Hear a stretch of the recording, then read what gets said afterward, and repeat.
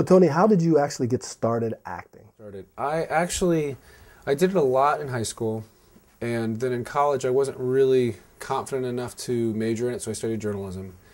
And then after college I just didn't really know what I wanted to do, and I thought I'd like to pursue acting, but I just wasn't ready. And then I thought I'm just going to go and get my degree in theater, my master's in theater.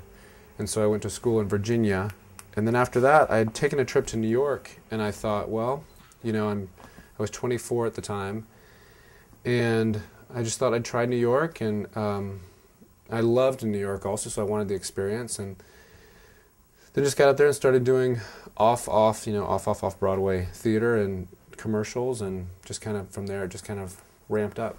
Mm-hmm. One question that I entertain quite frequently on the website is, how do you know when acting is right for you? So the question to you is, how did you know that acting was the right thing for you to do? Like, if somebody had told me that I'd be doing this now 20 years ago, I wouldn't have believed them. So it's hard to know that answer. I don't know if you ever really know if it's right for you. It's just a matter of kind of taking risks sometimes and just kind of putting yourself out there. And then also getting people around you that you respect to give feedback. You know, if it's been 2 or 3 years and you haven't seen any progress, and you haven't got any gigs, or you're still just kind of trying to make ends meet, that might be a time where you kind of reassess. Mm-hmm. You know. But I had people around me that just encouraged me, and I started to see jobs come in, commercials started to get more, I started to do more theater. So, but I don't know if there was ever one realization that this is right for me. I loved it. I loved performing, I loved making people laugh, I loved those moments when you're stepping into a different character and performing. But as a career, it was just something I just had to kind of risk and take a chance. Mm-hmm. You said that when you were in New York, you were working commercials and working off Broadway. Was that enough for you to make a living, or did you do other things to make ends meet? And if you did, what were those things? I knew I had to get survival work, and I did everything in New York. I did temping, I did cater waitering, which I loved, which I highly recommend. I do not wait tables well. The people's attitude towards food in this nation is just ridiculous, and how upset they get. But cater waiting was great because it was just these big parties that you set up with very wealthy New York people. You'd set up their party, and you just kind of pass out the food and wear a tux, and it was like $20 an hour, so it was really good money. Mm-hmm. And so I did that pretty much many years in New York, and temping, and at one point I remember I got a job passing out flyers on the street, just anything to kind of to make the ends meet. The struggling actor syndrome. A lot of people say that if you're going to pursue acting, that's just part of the game. You have to count on the fact that you're going to have to struggle. Your thoughts on that? Yeah, you are going to be struggling, and it doesn't stop. It doesn't stop when you are, quote, successful, because what people with anything, there is a tremendous amount of rejection in this business, and most of that rejection you cannot take it personally because it typically has nothing to do with you. It just happens to do that they're going a different angle with the character.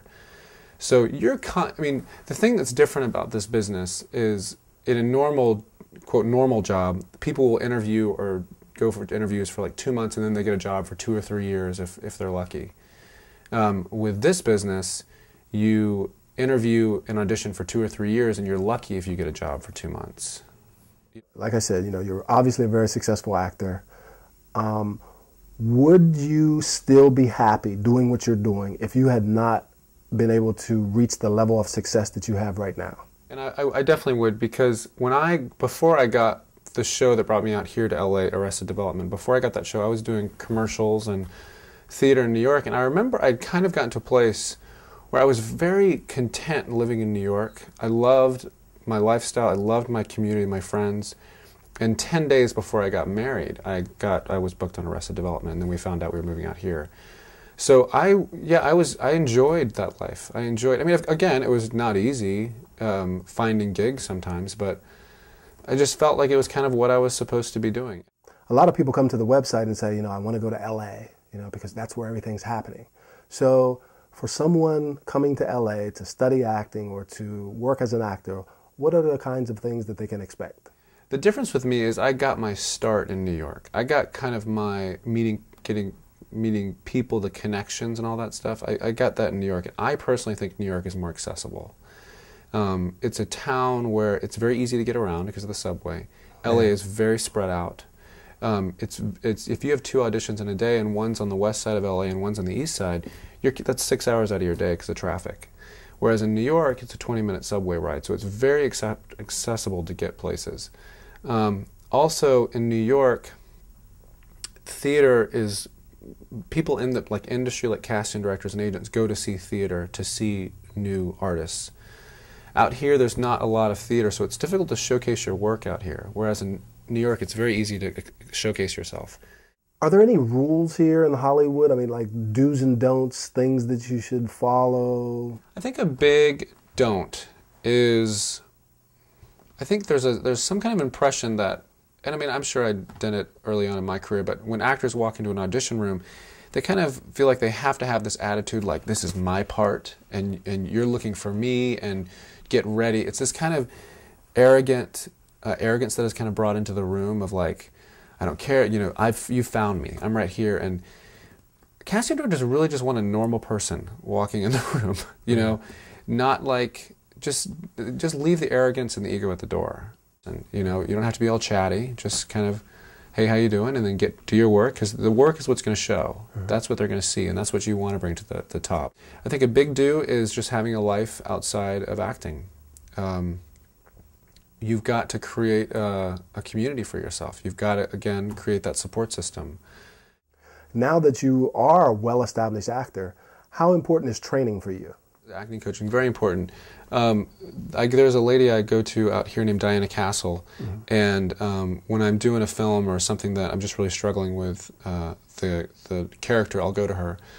Just because you always, you know, don't ever think you're too good that you can't learn. You know, you gotta. I need her perspective. I need that fresh perspective of a piece of work I'm doing. One thing, like, she always, I just love what she would say is, you just can't, obviously this is such an obvious actor language, but you can't come from a place of judging the character. And this is a character that I was doing that I just really didn't like the guy. I thought I'd just known people like him, and he just seemed like an ass. And she was like, you've got to realize that those things are inside of you. Like, you make other choices, but this is still inside of you. And just things like that. Like, I love that fresh, just learning that constantly new perspectives. And she's just so about play. Like, this is a time to play. And so obviously you are considered a very successful actor. But if you were to turn the clock back, you know, is there anything that you did throughout your career that if you had to do all over again, you would do differently? There was an acting teacher I went to in New York, and I was in his program for 2 years. I just remember it was not a safe place, whereas he kind of had an ego, and everybody was really afraid of him and what he was going to say. And when we would do our work, we were all kind of walking on eggshells around him. And I just gave way too much power to that guy, way too much power to him. And acting class is supposed to be a very safe place. You're supposed to be able to experiment.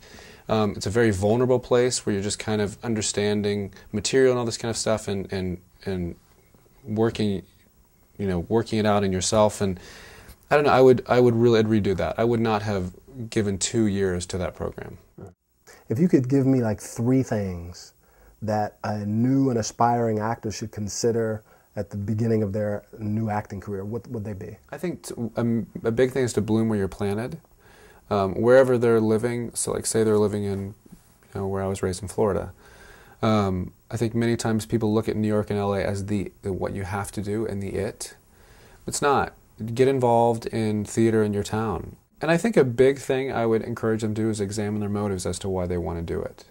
Is it because you want to go back to your high school reunion and show and tell the bully that look what you've become, you know? And you got to examine that stuff. You got to dig deep and really wonder why you're doing this, because that's not for longevity. You're not going to have longevity in that because it's going to be disappointing.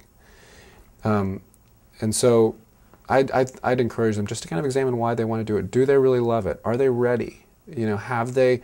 Because if they're just jumping into New York and LA, I'd question their motives. You know, because if you really loved it, you'd bloom where you're planted. You'd really find your base there. And then if you're called out here, then great. But really, you know, search through that.